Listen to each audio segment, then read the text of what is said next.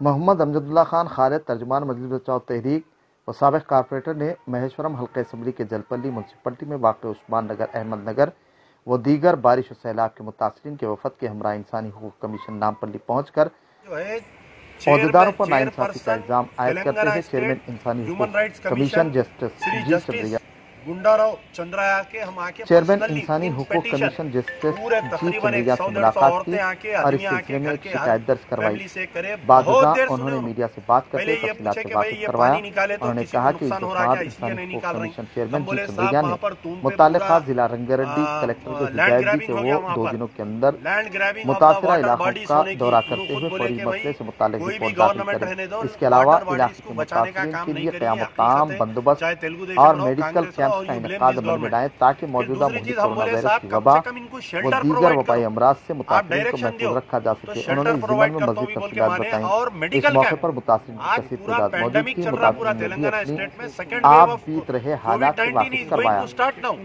आप अगर कल लेके जाके मेडिकल कैंप इन लोग जो है chairperson Telangana state human rights commission Shri justice Gundarao Chandraiah के हम आके पर्सनली इन पिटीशन पूरे तकरीबन 100-150 औरतें आके आदमी आके घर के हर फैमिली से करे, बहुत देर सुने उन्होंने। पहले ये पूछे कि भाई ये पानी निकाले तो किसी को नुकसान हो रहा क्या, इसलिए नहीं निकाल रही। हम बोले साहब वहाँ पर तुम पे पूरा लैंड ग्रैबिंग हो गया, वहाँ पर land grabbing of the water bodies होने की। उन्होंने खुद बोले कि भाई कोई भी गवर्नमेंट रहने दो, वाटर बॉडीज को बचाने का काम नहीं करिए। हकीकत है चाहे तेलुगु देशम रहो, कांग्रेस रहो, और यू ब्लेम दिस गवर्नमेंट। फिर दूसरी चीज हम बोले साहब कम से कम इनको शेल्टर प्रोवाइड करो, आप डायरेक्शन दो तो शेल्टर प्रोवाइड करता हूँ भी बोल के माने। और मेडिकल कैंप आज पूरा पेंडेमिक चल रहा पूरा तेलंगाना स्टेट में, सेकेंड वेव ऑफ कोविड-19 is going to start now.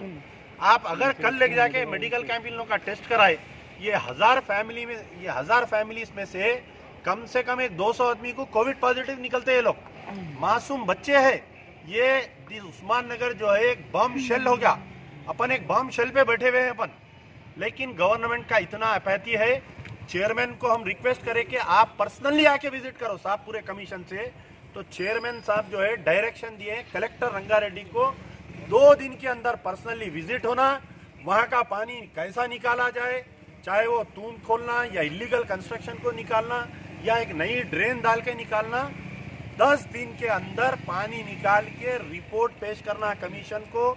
और आपके जो है वहां पर इमीडिएट मेडिकल कैंप कंडक्ट करना और इन लोगों का रहने का शेल्टर प्रोवाइड करना, इनको राशन देना, इनको कुक फूड देना। ये आज डायरेक्शन हुआ है, अभी हमारे को डायरेक्शन की कॉपी मिलेंगी।